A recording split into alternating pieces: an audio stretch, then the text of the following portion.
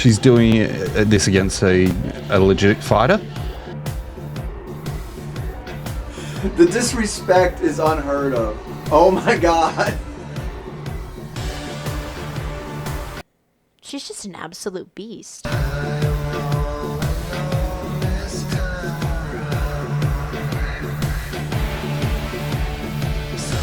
If you cruise around enough forums, you will see a million MMA promotions that have come and gone over the last few decades. Most of them would be your standard MMA fare, but time to time you will come across some of the promotions trying to stand out, like the Yama Pit Fighting or a random league with tag team rules or something. One thing that many don't see is what isn't directly shown to them by a website like ShareDog or a YouTuber telling them to go see it. So in an effort to be more proactive, we're going to talk about one such event that doesn't even have a listing on ShareDog, and most aren't even aware it took place. The event was Rio Heroes, an event held out of Brazil underneath the Vale Tudo rules that was in a promotion that in the early 2000s looked about as underground as it could possibly get. The promotions boasted fights under the infamous rule set, which for most people is basically without a rule set. Now, the next statement may shock you, but an early 2000 MMA promotion was not exactly on the up and up, and may have been a bit shady in their practices. I know, not something you would expect to hear, but this promotion had a habit of somewhat pairing people a bit unfairly and maybe going a bit more in the aspect of selling videos more than genuine competition. The promotion struggled to make any kind of stall, even in the later shows, and would eventually close its doors. Before this would happen, however, they did contribute to making one person get noticed.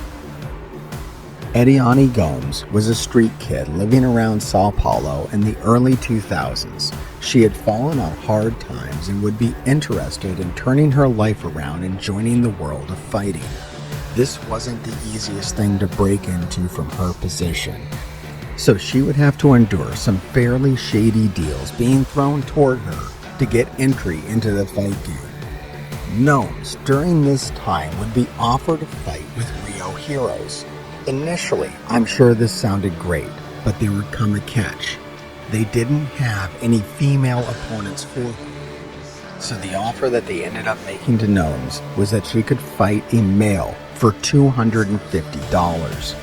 This is not exactly the greatest offer, and most would have walked away from it. However, Ediane Gomes was very aware of how few chances you get to really shock people and make a name for yourself.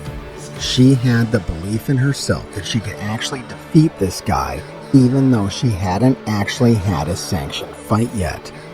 Gnomes would show up to Rio Heroes for her bout, and as the time came for her fight, she stood up, took her side of the mat, and readied herself in a fighting stance. What follows is just wild to see.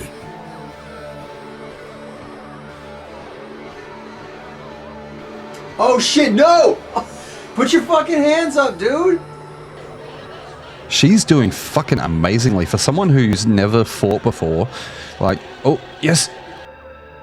Holy hell. She's a fucking savage.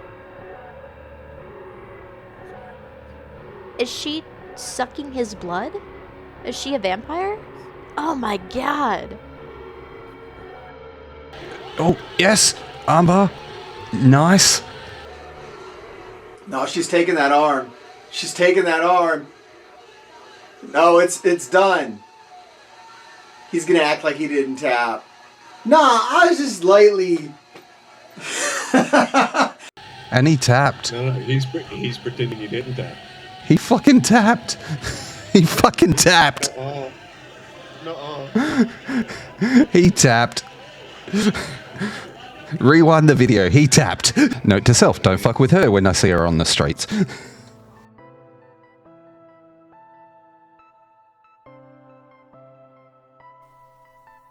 The opponent refuses to take any kind of defensive measures. No blocking or any of that. We are hands down Anderson Silva in the zone over there. He manages to land a push kick and a leg kick in the opening moments. From that moment forward, he is mauled by this woman. Punches, knees, kicks, hammer fists, elbows, headbutts. She absolutely demolishes this dude. During her rampage, she does finally lean back far enough that he can get one good burst of energy and free himself before she is able to put him in a triangle choke. With the two standing again, it's clear our guy is not feeling great. Breathing heavy, face beaten up. It's just not going the way he had in mind. But he still refuses to put his hands up, and in turn, Ediane tries to serve him up another two-piece, but just before taking him down again with an ankle pick. She climbs him like a Home Depot ladder to get right back into the mount position and begins stitching in an arm bar. Moments later, the arm belongs to her, and our guy actually pulls the "hold on, I didn't really tap" thing, with minimal conviction, as he immediately just gets up and accepts defeat to Gomes. The reaction in the room to this victory is insane, and even if the guy wanted to protest, it wasn't going to be heard over the insane cheers in the room. Ediane had secured her $250, but more importantly, it would be shortly after this people would hear about this beast in Rio who took out a guy in her first fight, and MMA promotions were game to bring her aboard. Gomes would have a long run, including stints in Invicta Fighting Championship, King of the Cage, and Jungle Fight. She even had a bout with a very new to the sport, Ronda Rousey, who handed her one of her few losses. Ediane Gomes' record sets at 11-4 today. She was never a huge name on the big stage or any of that, but she was definitely one of the people who made early 2000s mixed martial arts a time that many miss. MMA has been sanitized a great deal by then, but there was still just enough room for a girl who had turned to the streets and become hindered by substances to turn their life around and beat up some guy in Rio to become part of MMA's explosion of female talent breaking through at the time.